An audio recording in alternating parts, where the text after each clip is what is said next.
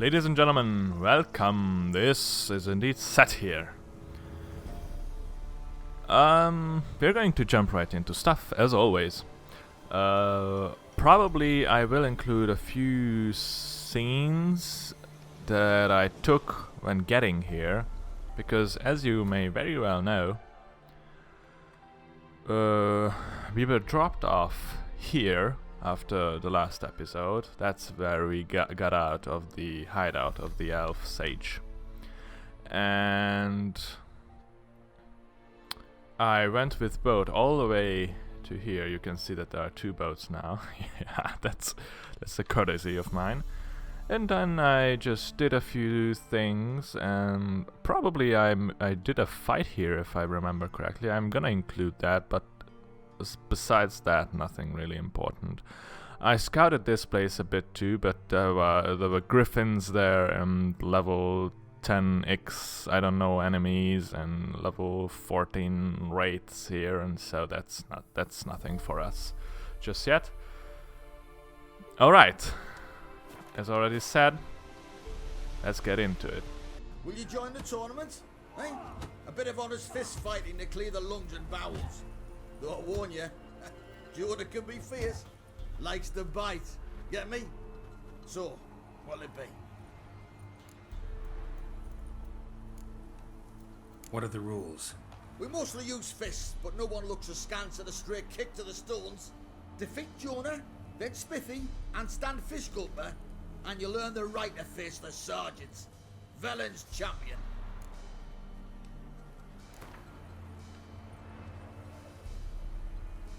All right. Let's see just how fierce Jonah is.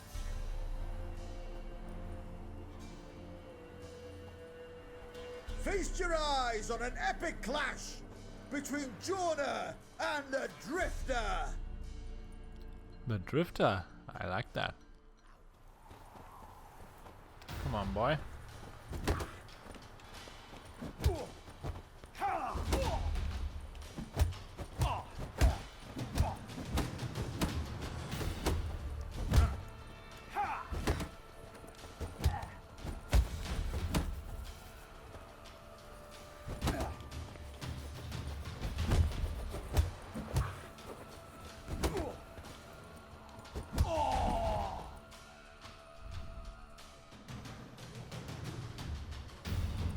Drifters defeated Jonah! Could this be a new champion of Velen in the making? Who can tell? You've still Smithy to fight. Don't put it off.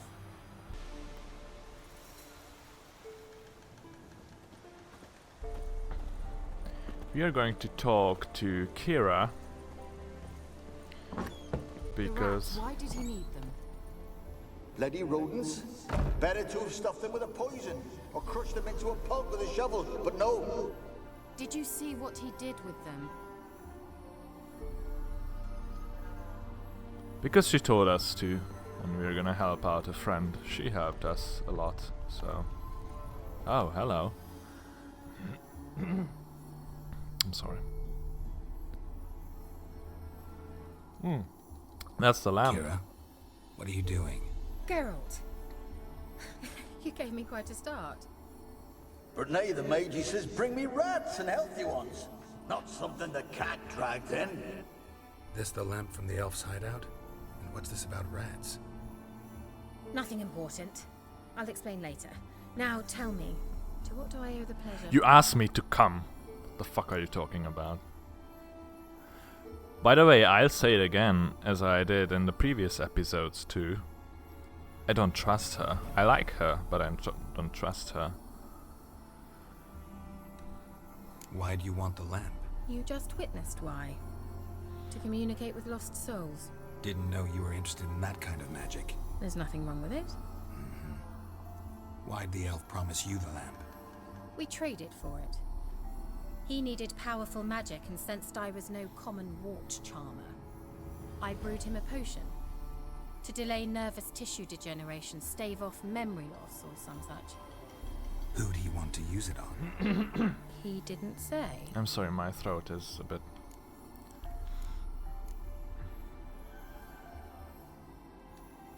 So, Bet you saw this question coming. What are you doing? I already did ask this. Think. Yeah. I'm in Why does hide- it say I didn't? Yes, that... Which... Changing this. And I think I Any did news of your sisters from the lodge? ask this too. None. We can't know too much about one another these days. It's safer that way. Even tried to contact one another? I've wanted to many times.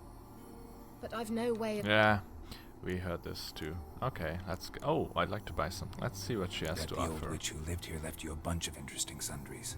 She did indeed. I gather you'd like a look. Very much so. Okay, I just made a lot of new potions and things. All I could make with buying stuff from her. As you can see, I've spent half of my dollars here. Well, but I guess it's dollars well good. Oh, I'm sorry. Dollars well spent. It's a bit early in the morning, so perhaps I'm gonna stutter a bit. I'm sorry for that in advance too. Let's see what books we bought from her. Travel Between Worlds. Okay, let me just drink a sip of water here. Remember, you should always pay attention to yourself being hydrated. That's very important. Running through many folk tales is a common motive of travel between worlds. By way of example, think of Ophelius, who ventured into the nether realms to save his beloved Theodore, who, fleeing in a hurricane, found himself in the drab and monotonous world of Zoe, or Aclia, Scylla, who tumbled down a ferret hole into a land that had never heard of wonder. Also of this ilk are the many rural legends about people captured by the wild hunt, only to return to their homelands after years riding the sky with the spectral cavalcade. Academia has, for the most part, dismissed these tales as mere epiphenomena of human irrationality. I, on the other hand, always operate on the assumption that a grain of truth lies in every tale, and so have decided to make it my goal to find it. After years of research, I have ascertained with great certainty that travel between worlds was once indeed possible, though only to a select few.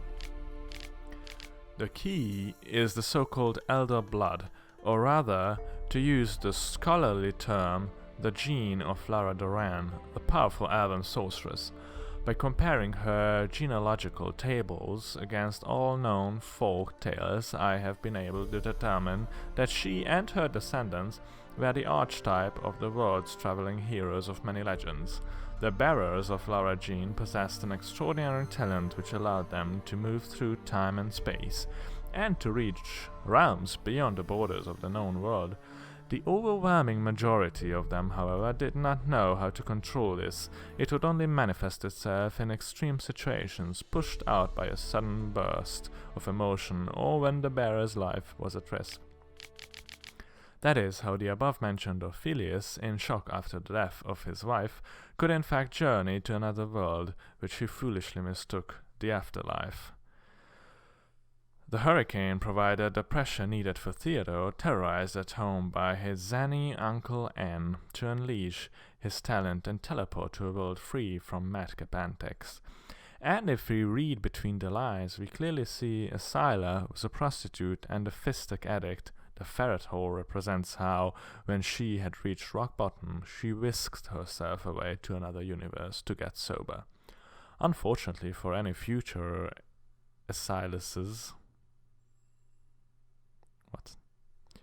the sad conclusion of my research is this: Lara Doran's line has been irrevocably cut off. The last bearer of her gene, Cyrilla Fiona Ellen Rhiannon, heiress to the throne of Sintra, died childless many years ago. Why do I have the feeling that we'll do this with Ciri? The Lodge of Sorceresses. Just as warty, slime-slathered toads croak out into the fetid swamp in the search of kindred company, so too do sorceresses seek their own kind, driven to gather and scheme against all that is good and worthy. the coven gathering the worst of them, the nab of those utterly depraved and swollen thick with the pus of magic, was the lodge of sorceresses. The first fiends of this lodge were Philippia Elihart, Lady of Monte Calvo, Tris Marigold of Maribor, Keira Metz of Keiras, Margarita Low-Antee, Celia Tanzaville of Craden, Sabrina Glavissig of Ard Caraig, Fringilla Vigo of Beauclair, Francesca Findaber and Ida Eamon, Elven Woman, Asire Var Anahid, and Yennefer of Venderbird. On the summit of Bald Mountain they gathered, witches all, to swear fealty to their devils and demons, their masters and lovers, and to promise to bring doom upon those living in peace in the northern realms. 'Twas they who stood behind the murders of Damavand, King Adrian, Foltest, King of Temeria, and many other noble men besides. 'Twas they who brought about the outbreak of yet another war with Nilfgaard. 'Twas they who sent plague on pox against decent, God-fearing folk. Yet take comfort, dear reader, for their deeds shall not go unpunished. Our gracious leader, Radovid, fifth of his name, saw through their lies and swore their deaths as inevitable as they shall be painful. What a bunch of horseshit. The conjunction of the spheres. Scholars have many vices. Possibly the worst among them is a tendency to describe the simple in unnecessarily complex terms, to dress the plain in the garb of false learning. The conjunction of the spheres might serve as an excellent example of this. This name, so mysterious to a commoner's ear, could be replaced with a much simpler alternative: when the worlds collided. The phenomenon itself can also be explained in terms simple enough for a child to understand. Imagine, dear reader, that our world is a ship sailing on a great sea. From its deck we can see other distant vessels. Those are the stars. These vessels each bear their own goods and their own crews. They usually pass us at some distance, barely visible specks, even viewed through a spyglass. Once every few thousand years, however, a storm breaks above this cosmic sea, a storm so strong it tosses the ships towards one another, making them sail cheek by jowl. Part of the crew of one ship can at such times move to another, and some of the cargo from one ship's hold can spill onto a neighboring vessel. When the weather calms, the ships separate once again and sail their separate, invariably different ways. The so-called post-conjunction beings, namely monsters such as ghouls and basilisks, are precisely such passengers from another vessel. And we humans are castaways, flung against our will from somewhere far away onto a world previously inhabited by the other races. Once here, we learn the arcane mysteries of magic, unbeknownst to us before. Could the worlds collide once more? Perhaps. Can this cataclysm be avoided, or the opposite, hastened? Some scholars believe there are beings who have mastered this skill, who possess rare genes, allow which some to seize the helm of our vessel and steer us to safer waters, or to our doom. Again, stuff about Siri. Alright. Okay, Keira. It's time for our little quest, isn't it? Can I pick this thing up? Of course I cannot. Would be interesting though. Geralt, just when I was starting to miss you. Mentioned you wanted something from me. I did, and still do. The cursed isle on Lake Windammer. You've heard of it, I'm sure. The local peasants mumble incessantly about it, about the wraiths that haunt it. They claim none who go there return. How'd it come to be cursed? That's what I don't know. I must break this spell, yet I've been unable to identify its source. Gotta know something. Scraps. The curse is somehow linked to the tower where Serard, the lord of these lands, took refuge when Nilfgaard invaded. Claims in the village are that peasants, desperate of hunger, sailed to Fyke Isle to beg for food. Met their end there. It was a massacre. So, will you please help me lift this curse? You're so good at these things. When you put it like that. Why are you so intent on this? I'm not. The local peasantry is. The Isle, miss. You've got to lift the charm. You're a good witch, a great witch. There's no end to it. Uh-huh. See, I thought you didn't care for the locals. The great witch you are.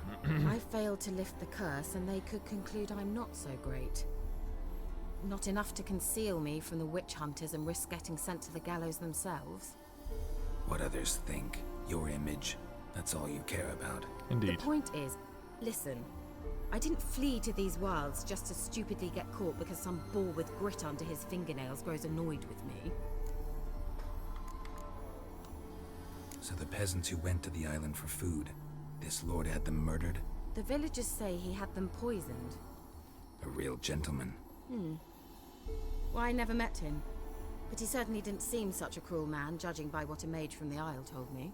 A mage lived on the island? Did you know him? Where is he now?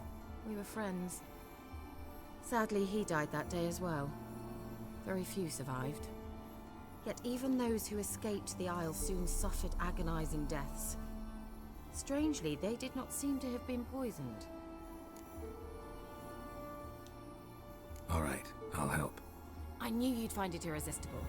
Naturally, you'll need to sail to Kyle. Fine. What then? Well, the spirits who wander the Isle, you must establish a rapport with them. Don't know how, but they could point us in the direction of the But don't you curse's have source. this lamp? Think they'll be willing to chat?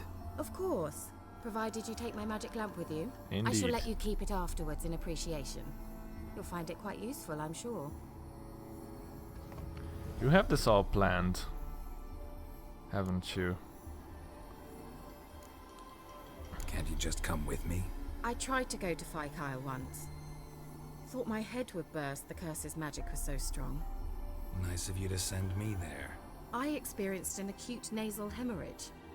You stand to endure a wobble of your medallion at most. At Aretusa, they trained me to detect even the subtlest magic pulses.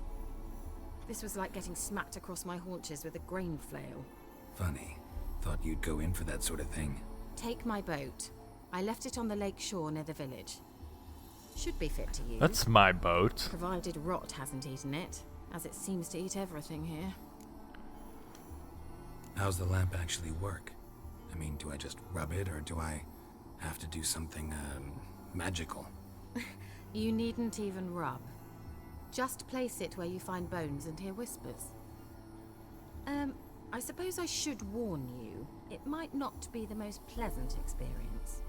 Figured as much. Tell you all about it later, maybe skip the drastic bits. You'll need to do neither. I'll give you a Xenovox. It's a bauble that will let us speak over some distance. Bauble. You will tell me what you see, and I shall tell you what to do and look for. It's a phone. Cool. Thanks, woman. Never heard of a Xenovox. It works just like a megascope, but is far more portable. Think of it as a magic box that talks. They hard to build? Extremely. That's why they're so rare. I certainly couldn't build anything like it. So no chance these Xenovoxes will catch on with every mage using one? Not the slightest. So where'd you get the Xenovox? Found it in the mine along with the lamp. Thought it was part of the lamp at first. Didn't realize what I'd actually found until later. Think it belonged to the elven mage? Clearly. And I didn't even know the elves used them. I need to know anything else before I go? No, that is all. Oh, go already. I can't wait to see what you discover on Kyle. Just be sure to come and see me afterwards. And Geralt. Be careful. Thank you. Almost. Character entry updated. Character entry added.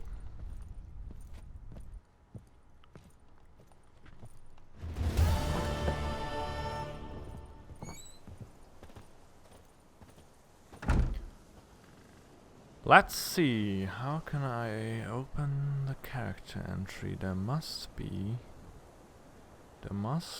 a shortcut for that, isn't there?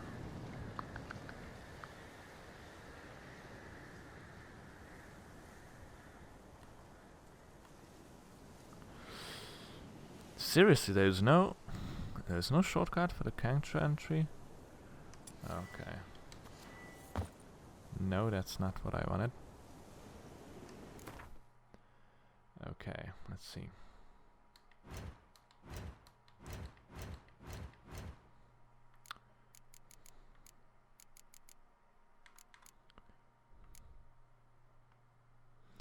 Gerd later learned the reason for this, and Keiras' fate gave him ample fodder for contemplating the cruel whimsies of the Wheel of Fortune. Once the esteemed advisor to the now late King Fortis, she had been chased out of Temeria when she lost that ruler's trust. Later she joined a lodge of sorceresses, which earned her the hatred of Redania's king and Nilfgaard's emperor alike. Because of this, she had gone deep undercover. But we know this already, yeah. Yeah, nothing new, but there is this Wars guy or something. Visrad.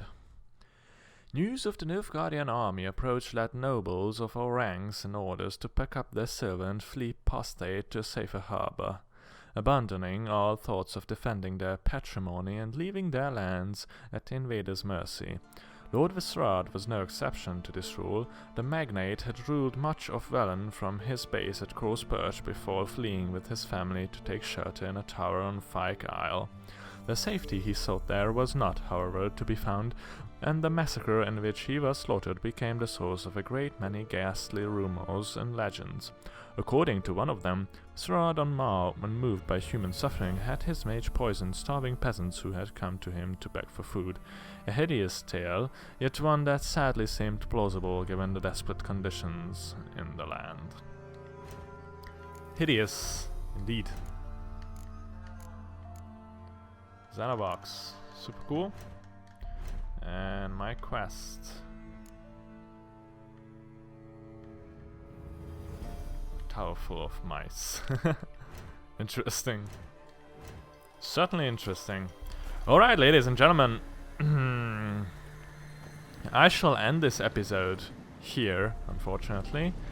And in the next one we are going to indeed look at interesting things going on Fyke Isle. I hope you enjoyed this. It was a bit of a, doing this and that episode. But I do hope I did. And thank you for watching. Leave a like, comment, subscribe. Most important of all, ladies and gentlemen, enjoy life.